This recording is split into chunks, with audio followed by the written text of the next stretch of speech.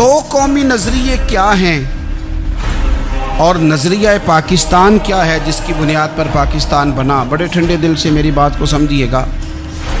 پاکستان اگر اچھی سڑکوں کے لیے ترقی کرنے کے لیے بنا تھا تو یہ ترقی ہندوستان میں رہ کے بھی ہو سکتی تھی۔ انڈیا والے کہتے ہیں کہ ہم نے ترقی نہیں کرنی، کچی سڑکوں پہ چلنا ہے، ہم نے ٹیکنالوجی نہیں بنی، یہ کام وہاں بھی ہو سکتا تھا۔ اگر آپ یہ کہیں کہ پاکستان جمہوریت کی مضبوطی کے لیے بنایا تھا کہ ڈکٹیٹر کوئی نہیں آئے گا، صرف جمہوری قوتیں کام کریں گی، تو جمہوریت میں تو انڈیا بظاہر آگے نکل گیا ہے، ان کی جمہوریت تو زیادہ اچھی نظر آتی ہے، کبھی ڈکٹیٹر نہیں آیا۔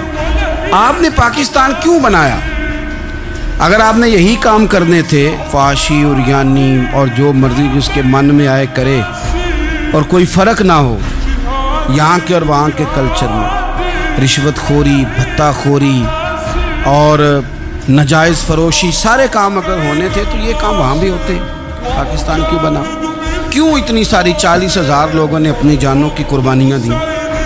دنیا کی سب سے بڑی ہجرت ہوئی ہے، سب سے بڑی جب پاکستان بنا، یہ سب سے بڑی ہجرت تھی، اتنی بڑی ہجرت ہی کبھی نہیں ہوئی۔ کیوں اتنا کچھ ہوا؟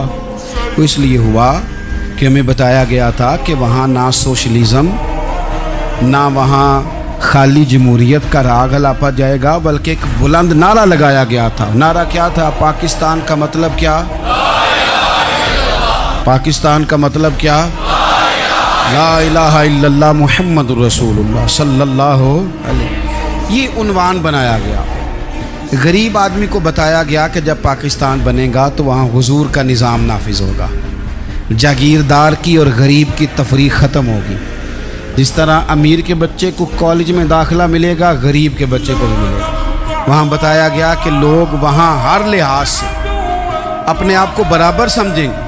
وہاں وہی بات ہوگی جو جناب صدیق اکبر کرتے تھے، وہاں وہی جملے دہرائے جائیں گے جو حضرت عمر فرماتے تھے، وہاں اسی طرح غریب پر سخاوت کی جائے گی، اسے دیا جائے گا جس طرح حضرت عثمان غنی کرتے تھے، وہاں اسی طرح فقر کا دور دورہ ہوگا، سادگی کا حسن ہوگا، اپنائیت کا نور ہوگا جو مولا علی شیر خدا نے عطا فرمایا تھا۔ اس سوچ کی بنیاد پر پاکستان بنایا گیا، اس سوچ کی بنیاد پر، اور اسی سوچ کو آگے لے کر کے جایا گیا۔ کوئی سیاسی پارٹی اب یہ بات نہیں کرتی۔ دو قومی نظریے کا معنی یہ تھا کہ ہندو الگ قوم ہے، مسلمان ایک الگ قوم ہے، ان کا رہنا سہنا، اٹھنا بیٹھنا، کھانا پینا الگ ہے، ہمارا اٹھنا بیٹھنا، کھانا پینا، سارے معاملات الگ ہیں، تہذیب و تمدن الگ ہے، لہذا ہمیں الگ سے خطہ چاہیے جہاں ہم اسلامی نظریات کے مطابق آزاد ہو کے اپنا وقت گزار سکیں۔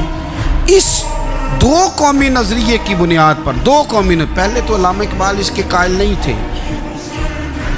علامہ اقبال کا پہلے خیال یہ تھا کہ سارے جہاں سے اچھا ہندوستان ہمارا، یہ اقبال نے لکھا تھا۔ پھر اقبال کہتے ہیں میری سوچ بدلی، اور پھر میں نے کہا کہ نہیں، خطوں کے زور پہ نہیں، آپ رنگ نسل کے زور پہ نہیں، بلکہ کہنے لگے کہ اپنی ملت پر قیاس اقوام مغرب سے نہ کر، خاص ہے ترکیب میں قوم رسول ہاشم۔ آپ جو تقسیم کریں گے، یہ جو تقسیم ہوئی ہے نا عرب کی، یہ مذہب کی بنیاد پہ نہیں ہوئی، یہ تو ان کی ذاتی لڑائیاں تھیں، چھوٹا سا دبئی بن گیا، چھوٹا سا مسقط، چھوٹا سا ابوظہبی، یہ تو ان کی ذاتی لڑائیاں تھیں، قبیلوں کی لڑائیاں تھیں، جنگیں تھیں، چھوٹے چھوٹے ملک الگ سے تقسیم ہو گئے۔ یہ مذہب کی بنیاد پہ ایسا نہیں ہوا۔ دنیا میں جتنی ریاستیں ٹوٹ کر بڑی ریاستوں سے الگ ہوئی تو اس میں یہ تھا کہ ہماری قوم الگ ہے، ہم سردار علیحدہ سے ہیں، اس لیے ہم علیحدگی پسند ہیں۔